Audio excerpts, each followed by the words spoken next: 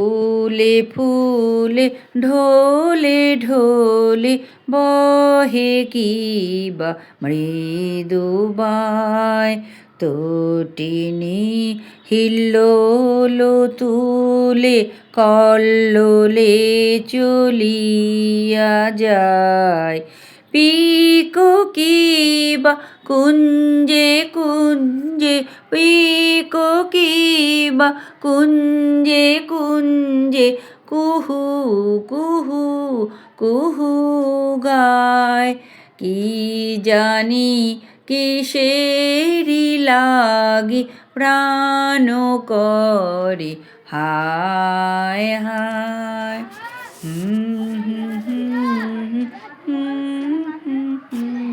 আমি এখন রবীন্দ্রনাথ ঠাকুর স্মৃতি বিজড়িত মংপুতে এসেছি। অপূর্ব এর প্রাকৃতিক শোভা।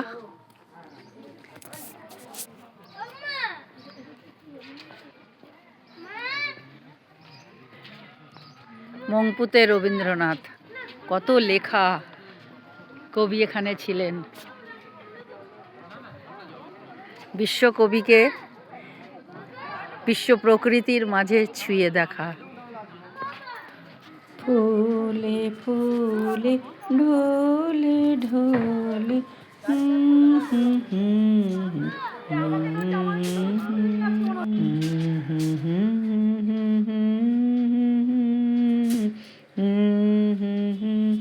চলিয়া যায়। আজকে মংপুতে এসে রবীন্দ্রনাথ ঠাকুরের উদ্দেশ্যে যে একটা কবিতা আমার লেখা ছিল আগেই, আমি সেইটা আবৃত্তি করছি।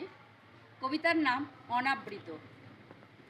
দ্রুপদী খামে ভরা ছিল সে কথা আর সুর, দ্রুপদী খামে ভরা ছিল সে কথা আর সুর, আমার মনের রাজপথ দিয়ে হেঁটেছিলে বহু দূর, দিগন্তে সূর্যটা ডুবে চাঁদের আলোয় ছিল জোনাকির সুর, আঁচল খসা নিশীথ রাতে অনাবৃত জগৎ কল্পনার, নদীর ভেজা বাতাসে পাল তুলেছিল মেঘের দল, তুমি ছিলে পাগল পাড়া দিশাহারা এক পথিক, সৃষ্টির ব্যাপ্তিতে ঔদাসীন্যে ভরা নিগুড় সত্য সন্ধানী, আমি তখন নৈশব্দের প্রহর গুনেছি অনাঘ্রাতা সময়ের, আমি তখন নৈশব্দের প্রহর গুনেছি অনাঘ্রাতা সময়ের।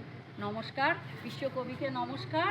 এই মংপুতে এসে জীবন আমার ধন্য হলো, আমি কবির চরণে কোটি কোটি প্রণাম জানাই। আসেন আসেন আসেন আসেন তাড়াতাড়ি আসেন।